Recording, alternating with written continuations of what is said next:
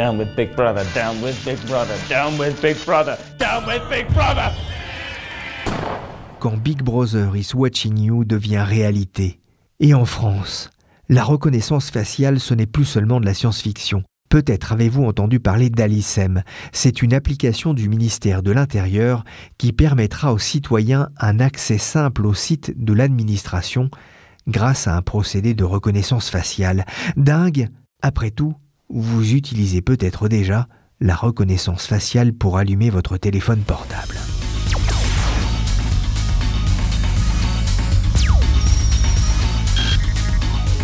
Il y a donc des garde-fous. On sent bien cette réticence encore à voir se développer la reconnaissance faciale en Europe, si ce n'est pour des usages d'identification. Mais pour Yannick Châtelain, le système Alicem que l'État souhaite mettre en place pour faciliter les relations avec ses administrés ouvre une première brèche. Ça ne m'inquiète pas, c'est en violation du consentement d'une personne dans le traitement de ses données biométriques. Au sens du règlement général sur la protection des données, pour qu'un consentement soit valide, il doit être libre. Or, Alicem est une application qui donne accès à un certain nombre de services publics, dont impôts-gouvernement.fr et d'autres services publics, et à l'activation de la reconnaissance faciale est obligé. Donc il n'y a pas, donc c'est en violation complète. On peut retourner ça dans tous les sens. Ça viole le règlement général sur la protection des données. Donc cette application est quelque part dans l'illégalité. Il y aura quand même...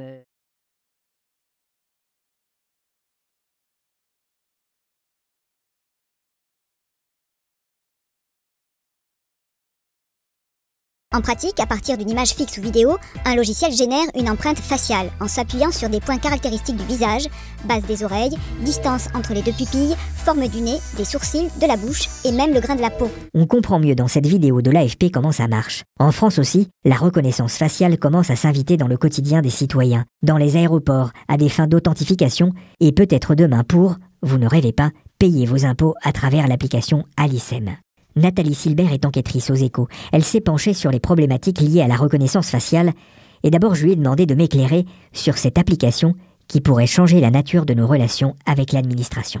Vous devez créer un compte par reconnaissance faciale en faisant une petite vidéo et en scannant votre passeport biométrique. Et c'est la comparaison des deux qui permet de créer un compte. Et alors Nathalie, ça marche déjà ? Il y a une expérimentation sur quelques milliers de personnes simplement. Mais l'idée de la généralisation, en revanche, elle est totalement suspendue. Alicem a entraîné une certaine polémique. On sent beaucoup de réticence au développement de cette application. Pourquoi est-ce que globalement la reconnaissance faciale fait peur ? Derrière la reconnaissance faciale, il y a tous les fantasmes de fichage de la population, de perte de l'anonymat sur Internet, le fait aussi que vous soyez surveillé dans vos faits et gestes. C'est beaucoup de fantasmes alors que les usages peuvent aussi être encadrés dans certains cas. C'est le fantasme orwellien du Big Brother qui vous regarde en permanence, qui sait en permanence ce que vous faites, où vous êtes et qui vous suit partout. Pourtant, c'est assez étonnant. La reconnaissance faciale, elle est déjà installée d'une certaine façon dans le quotidien en France, notamment lorsque l'on voyage. Absolument. Quand vous voyagez, si vous avez un passeport biométrique, ce qui est le cas de tous les ressortissants européens, par exemple, vous passez sous des portiques au moment où vous passez le contrôle aux frontières. Et pendant ce passage dans ces sas qu'on appelle paraphes, il y a une comparaison entre votre visage et la photo de votre passeport. Alors ça marche aussi dans la téléphonie, dans la banque, c'est ça ? Oui, aujourd'hui, de plus en plus de smartphones sont équipés d'une fonction reconnaissance faciale, ce qui veut dire qu'avec votre visage, si vous avez actionné cette fonctionnalité, vous pouvez déverrouiller votre téléphone de la même manière que vous pouvez le faire avec votre empreinte digitale ou avec un code. The guy registered his face to the phone to lock it and then took a picture of himself and unlocked the phone. Alors le problème, comme on vient de l'entendre dans cette vidéo, des blogueurs d'un site américain ont habilement détourné le système. La question de la fiabilité est quand même centrale dans la reconnaissance faciale. La question de la fiabilité est effectivement centrale. À un moment, il y avait beaucoup de polémiques parce qu'on disait plutôt que le visage, ça peut être une photo. Et dans ces conditions, par rapport à l'objectif d'éviter l'usurpation d'identité, c'est raté.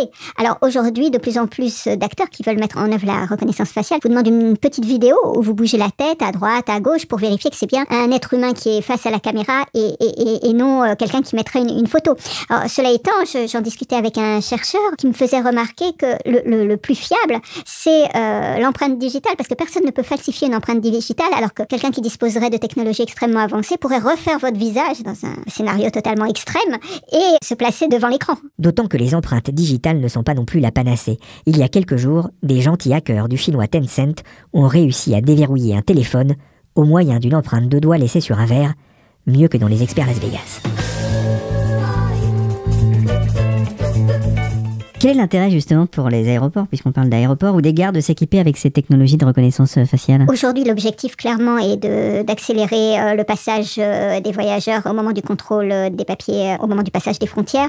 Et en fait, c'est réduire le temps d'attente qui est insupportable pour les voyageurs. Et comme le trafic augmente d'année en année, on voit bien une forme d'engorgement qui se crée. Mais ce n'est qu'un début, parce qu'aujourd'hui, il y a des tests qui sont en préparation, notamment entre ADP et Air France, pour que la reconnaissance faciale, la biométrie, soit utilisée en place et lieu de carte d'embarquement aussi. On n'aurait plus besoin de montrer ce bout de papier au moment où vous allez monter dans l'avion. Vous vous seriez enregistré au moment où vous entrez dans l'aéroport. Vous enregistrez votre visage et à ce moment-là, au moment de la dépose de vos bagages, au moment du contrôle aux frontières, s'il y a un accord avec la compagnie aérienne, et ensuite, au moment d'embarquer, le visage fait office de papier. Aux États-Unis, ça se fait déjà. La compagnie Delta Airlines fait déjà cette expérience à Atlanta. Et ça fait gagner du temps? Ça fait gagner du temps. Simplement, pour le passage aux frontières, ADP estime que c'est 3 fois plus rapide. Qu'on passe de 30 secondes à 10 secondes de temps passé pour le voyageur. C'est pas inutile, effectivement, quand on vient de faire un long voyage et qu'on se retrouve bloqué derrière 300 personnes pour passer effectivement un contrôle de frontières à l'aéroport. Nathalie, aussi, pour bien comprendre les tenants et aboutissants, on va quand même rappeler qu'en la matière, en France, en tout cas, il y a des garde-fous. Il y a des garde-fous, notamment par rapport à un des sujets que nous n'avons pas encore évoqué, c'est celui de l'identification des personnes sur la voie publique de manière automatique par une caméra. Ça, c'est formellement interdit. Aujourd'hui, la reconnaissance faciale en France, comme dans tous les pays européens, est réglementée par ce qu'on appelle le RGPD, c'est-à-dire le Règlement général pour la protection des données. Et celui-ci pose, pour résumer rapidement, 3 conditions. Le consentement préalable de la personne, un consentement qui est éclairé et libre. La personne doit avoir une autre solution que la reconnaissance faciale, et d'ailleurs je ne l'ai pas mentionné, mais dans les aéroports, si vous ne voulez pas passer dans un sas paraphe, vous pouvez demander à passer par un guichet humain. Et enfin, les données ne doivent pas être conservées. Donc le grand fantasme et la grande peur, c'est cette identification sur la voie publique, qui en réalité ne peut être que demandée par un juge. C'est-à-dire qu'en fait, pour que les images des caméras de surveillance qui sont aujourd'hui un petit peu partout dans toutes les villes françaises désormais, enfin en tout cas dans beaucoup de villes, pour que ce soit croisé avec un fichier, seul un juge peut le demander, à moins qu'il y ait un cas de flagrance de crime, auquel cas ça peut aussi être utilisé. Ça veut dire que techniquement, les caméras, les nombreuses caméras qui commencent à envahir les villes, auraient cette capacité de reconnaissance faciale? Techniquement, on peut faire de plus en plus de choses, et les industriels, en réalité, développent énormément de choses, mais tout ça doit être encadré. Et aujourd'hui, il y a une forte pression de toutes les parties concernées par le sujet, donc ça va des industriels qui travaillent sur la technologie aux utilisateurs potentiels, en passant par les pouvoirs publics, pour demander un grand débat national. Cédrico vient de proposer d'ailleurs une consultation citoyenne. On verra s'il est suivi par le gouvernement, mais il y a une forte pression pour un débat national. Il y a donc des garde-fous. On sent bien cette réticence encore à voir se développer la reconnaissance faciale en Europe, si ce n'est pour des usages d'identification. Mais pour Yannick Chatelain, le système Alicem que l'État souhaite mettre en place pour faciliter les relations avec ses administrés ouvre une première brèche. Ça ne m'inquiète pas, c'est en violation du consentement d'une personne dans le traitement de ses données biométriques. Au sens du règlement général sur la protection des données, pour qu'un consentement soit valide, il doit être libre. Or, Alicem est une application qui donne accès à un certain nombre de services publics, dont impôts-gouvernement.fr et d'autres services publics, et à l'activation de la reconnaissance faciale est obligé. Donc il n'y a pas, donc c'est en violation complète. On peut retourner ça dans tous les sens. Ça viole le règlement général sur la protection des données. Donc cette application est quelque part dans l'illégalité. J'aimerais faire un tour en Chine, là où le big data favorise le Big Brother. Yannick Chatelain est professeur à l'université Grenoble École de Management. C'est un spécialiste de l'Internet, du contrôle social et de la liberté d'expression. Il m'a raconté la réalité de la reconnaissance faciale en Chine. En Chine, c'est une réalité avec beaucoup d'expérimentations. Alors à la fois des expérimentations sur la voie publique, et les gens qui se prétendent ou qui ont prétention à être les rois de la reconnaissance faciale, c'est la société SenseTime. SenseTime qui se vante de pouvoir reconnaître vous comme moi dans la rue, si par hasard nous avons notamment un comportement inadapté, de façon à pouvoir projeter votre charmant visage et le mien sur des grands écrans, de façon à pouvoir être exposé au mépris du public. Et à titre scolaire, c'est utilisé déjà dans certaines écoles, avec 3 gentilles caméras qui prennent des clichés des élèves toutes les 30 secondes, reliées à de l'intelligence artificielle, de façon à pouvoir cerner à peu près 7 attitudes. Donc si vous êtes cancre, parce que vous n'êtes pas Pierrick, ce que je ne suis pas, on ne se serait pas fait attraper, mais quoi qu'il en soit, ces rapports sont ensuite remis directement à l'enseignant. Voilà des utilisations qui sont faites à aujourd'hui. Certaines classes commencent à installer des systèmes de reconnaissance faciale. Il n'y a plus besoin de faire l'appel puisque ces caméras savent immédiatement qui est présent et qui est absent. Elles vont savoir aussi qui lève le doigt et qui ne participe jamais. Si vous voulez que ça fonctionne ou que ça ne fonctionne pas, est sans importance. En définitive, vous avez aux États-Unis, ils ont essayé de faire, notamment, c'était la société qui s'occupe des transports aux États-Unis, d'apposer un système de reconnaissance faciale sur le pont Kennedy. Résultat, ils ont reconnu absolument personne. Mais le fait que ça fonctionne ou que ça ne fonctionne pas est en définitive pas si important que ça. Ce qui est le plus grave en termes de type de surveillance, c'est ce qu'on appelle l'effet Hawthorne. L'effet Hawthorne, ce sont des études qui avaient été menées par quelqu'un qui s'appelle Elliot Mayo entre les années 1924-1932 aux États-Unis et qui s'intéressait à un sujet que nous apprécions tous, le fameux bien-être au travail et les conditions de travail. Dans cette usine, et c'est pour ça qu'on appelle ça l'effet Hawthorne, on a amélioré l'éclairage. Ils ont travaillé notamment sur l'éclairage. C'était une entreprise électrique qui est à Cicerato. On s'est aperçu qu'effectivement, quand on améliorait les conditions d'éclairage, les ouvriers, la productivité augmentait. Le plus inquiétant, c'est qu'à partir du moment où on a informé les sujets de l'expérimentation, la productivité a continué à augmenter. Ça veut dire que finalement, le fait et le biais, c'est que le fait que le sujet soit au courant de l'expérience qui est menée sur lui a une modification sur son comportement. De la même façon, le fait de se savoir surveiller que ça ne fonctionne ou que ça ne fonctionne pas va avoir une influence sur le comportement. Bilan d'opération, les gens qui sont au courant que leurs usages sont surveillés, vont-ils ou non changer leur comportement? La réponse est oui, c'est-à-dire qu'ils peuvent aller vers l'autocensure.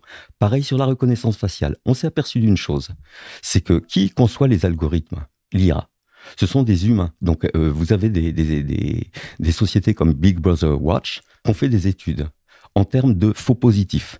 Ce qu'on appelle un faux positif, c'est-à-dire que finalement, on va reconnaître une personne qui n'est pas la bonne personne. Ils se sont aperçus que les écarts étaient considérables, le nombre de faux positifs qui remontaient était considérable, et on s'est aperçu qu'en fait, les biais cognitifs étaient intégrés par les concepteurs mêmes des algorithmes, qui intégraient finalement le reflet de nos sociétés, avec ce qu'il y a de racisme, avec ce qu'il y a de sexiste, etc., etc. Est-ce que c'est techniquement possible, malgré tout, de surveiller près d'1,5 milliard d'habitants dès qu'ils sortent dans la rue, tel que le prévoit le projet chinois ? Disons que c'est le business de SenseTime que de faire croire qu'ils sont capables de le faire. On attend 400 millions de caméras en Chine avant fin 2020. C'est des caméras partout ? On est comme dans 1984 avec des systèmes qui ne fonctionnent pas. Comme j'ai pu le dire précédemment, les expérimentations qui ont été menées aux États-Unis sur ce fameux pont ont montré que le système de reconnaissance faciale n'aboutissait à aucun résultat. Voire le pire, c'est sur d'autres expérimentations, c'est-à-dire on détecte du faux positif, c'est-à-dire qu'on va croire reconnaître une personne et l'identifier, et en fait, c'est pas la personne du tout. Et le taux d'erreur est tout à fait conséquent. Donc, quand je parle par exemple de dystopie dysfonctionnelle, c'est qu'on est dans 1984. On parle de la Chine, oui, le chiffre que vous avancez est exact. George Orwell n'aurait jamais imaginé, dans la ville où il est décédé, que vous auriez aujourd'hui, on estime, entre 100 000 et 500 000 caméras. Il faut savoir, là encore, que tous les experts qui ont fait des recherches sur l'efficacité des caméras, notamment de vidéosurveillance, sans reconnaissance faciale, sont d'une inefficacité probante. Ça n'est pas entendu parce que ça rassure. Ça rassure la population. Alors attention, je parle naturellement de vidéosurveillance sur la voie publique. La vidéosurveillance à titre privé, etc., permettant d'empêcher des vols, aussi bien dans une entreprise. Ça, l'efficacité, indéniablement, elle est prouvée. Alors certains pourraient mettre en avant justement l'intérêt d'un tel système pour assurer la sécurité des citoyens. Selon les autorités chinoises, la reconnaissance faciale a permis l'arrestation de 2000 fugitifs en 2 ans. Le sentiment de sécurité, c'est le meilleur cadeau qu'un pays puisse offrir à son peuple, c'est ce que disent les autorités chinoises. On en revient finalement au vieux débat entre sécurité et liberté ? Alors là, bien évidemment, nous parlons de la Chine, qui ne peut pas être considérée comme un régime de type démocratique. Mais si on parle, par exemple, de notre démocratie, si on parle de notre pays, le droit à l'opacité du citoyen et la transparence absolue des pouvoirs publics, voilà les fondamentaux de la démocratie. Et c'est ce sur lequel il faut s'attacher sous couvert, parce que sous couvert de la peur, je vais prendre un exemple simple de paradoxe pour moi, en m'éloignant peut-être un petit peu de notre sujet. Quand on parle d'état d'urgence, l'état d'urgence, quand il a été défini par Hannah Arendt, il est très simple. L'état d'urgence, c'est qu'on est dans une dictature temporaire, dans une situation démocratique, dans un temps déterminé. Ça veut dire il n'y a pas de 14 juillet, ça veut dire il n'y a pas de Coupe du Monde, ça veut dire non. La situation est suffisamment dramatique pour qu'il n'y ait pas tout ça, quoi. Donc on use du côté sécuritaire, on entretient une forme de peur, mais c'est un choix délibéré de société. C'est-à-dire qu'au bout d'un moment, soit les gens ont suffisamment peur pour accepter finalement une atteinte et une régression des libertés publiques, c'est-à-dire le droit par exemple de pouvoir se promener librement sur la voie publique sans être reconnu ou identifié, c'est une liberté fondamentale.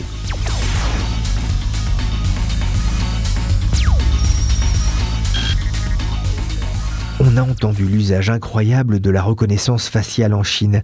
Le pays a pris une avance considérable en la matière, au mépris des libertés publiques, ce qui n'a jamais été vraiment le fort de la Chine communiste. Oui, parce que pour l'instant, on est assez loin du système de vidéosurveillance mis en place en Chine et dont on parlait tout à l'heure. La Chine a un exemple unique dans le monde, puisqu'en fait, la reconnaissance faciale est le socle de leur système de notation du comportement des citoyens. Vous pouvez perdre des points parce que vous avez jeté un papier par terre ou parce que vous avez traversé alors que le feu ne vous le permettait pas.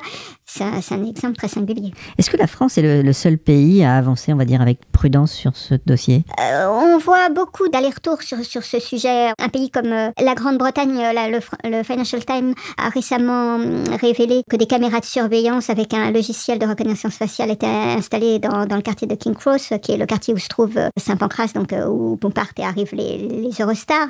Ça a provoqué un tollé, mais ça avait été installé. Et ça a amené d'ailleurs la Commission européenne à vouloir légiférer sur le sujet. À côté de ça, on voit qu'une ville comme San Francisco a interdit en mai l'utilisation de la reconnaissance faciale par ses forces de police. Il y aura quand même une acceptation dans le sens où on n'est pas obligé de passer par l'ISEM. Ce ne sera pas obligatoire. Alors, admettons, on commence, mais tout le débat est là. C'est comme les gens qui aujourd'hui vont vendre leurs données. Parce que vous pouvez vendre vos données, vos datas, etc. Il y a des plateformes qui vous permettent de vendre vos données. Ils participent à la fin de cette dystopie dysfonctionnelle et à cette surveillance généralisée. Mais si cette application vous donne une facilité d'accès, vous priorise par rapport aux autres, c'est-à-dire que ceux qui ne passent pas par là ont un service qui va être moins bon. Moi, je ne sais pas ce qui va être fait de cette application. Je sais simplement qu'elle viole le règlement. Et c'est d'ailleurs, quand je dis la violation du RGPD, c'est la raison pour laquelle la Quadrature du Net a engagé une procédure auprès du Conseil d'État pour interdire cette application en soulevant cet argument extrêmement fort. L'État ne peut pas ne pas respecter ce que les entreprises, elles, et a fortiori toutes les entreprises ayant des données sensibles, a transgressé une loi. La CNIL vient d'ailleurs de s'opposer à la mise en place d'un système de reconnaissance faciale que souhaitaient expérimenter 2 lycées à Nice et à Marseille. Cette décision a un siècle de retard, c'est ce qu'a dit Renaud Muselier, le président de la région PACA. L'idée, c'était de fluidifier, de sécuriser les accès. Ce qui manque aujourd'hui, c'est un débat national autour de cette question ? Pierrick, je vous dirais que l'enfer est pavé de bonnes intentions et effectivement, de débats publics, il y en a eu au niveau d'Alicem. À l'ICEM, a priori, l'application est fonctionnelle dès novembre. Qui en a entendu parler? Et là où la société m'inquiète, il y a quelqu'un qui disait une fois sur les boîtes noires, par exemple, « Moi, j'ai rien à cacher ». Et Snowden avait trouvé une réponse à cela que j'ai trouvé formidable, une analogie. Il disait, c'est comme si quelqu'un qui n'avait rien à dire, moi, la liberté d'expression, je m'en moque. Yannick Châtelain, on parlait tout à l'heure de ce système de surveillance en Chine. Il est couplé avec un système de notation qui distribue des bons et des mauvais points, avec des incidences finalement sur les droits des citoyens. Qu'est-ce que ça dit de notre société ? Ça dit de notre société, d'une part, on est dans un processus d'infantilisation. Certains sont détenteurs d'un savoir. Alors là, on parle de la Chine, mais quel a été le bouleversement pour les gouvernances, quelles qu'elles soient, que ce soit des régimes autoritaires, des démocraties, quel a été vraiment le bouleversement et le choix de société devant lequel on est? Et c'est pour ça que la population devrait être informée pour pouvoir réagir et garantir ses libertés publiques. On est dans un biopouvoir, le biopouvoir défini par Michel Foucault. La notion de biopouvoir, quand il n'y avait pas Internet, c'était facile d'avoir des individus relativement conformes, de maîtriser l'information, de diffuser l'information et de conformer ou d'avoir une forme de conformisme généralisé. L'Internet a entraîné une perte du biopouvoir de toutes les gouvernances, régime autoritaire ou pas. C'est-à-dire que derrière, les personnes ont pu, d'un seul coup, penser par elles-mêmes, découvrir aussi ce qu'était la liberté d'expression. C'est-à-dire, auparavant, la liberté d'expression, à un bistrot, vous allez dans un bistrot, vous entendez des horreurs absolues qui relèvent du pénal. Là, maintenant, quand on l'écrit sur Internet, les gens découvrent que non, on ne peut pas tout dire non plus. Il y a des choses qui ne sont pas dissibles. Et je pense qu'à aujourd'hui, ce que ça signifie au niveau de nos sociétés, parce qu'on est quand même le premier pays, avec Alicem, à intégrer la reconnaissance faciale de façon aussi forte. Sous couvert d'une forme de souveraineté numérique. C'est quelque chose qui est fondamentalement inquiétant. Si nous, notre mode d'inspiration, c'est le mode de gouvernance de la gouvernance chinoise, permettez, Pierrick, que je sois un peu inquiet.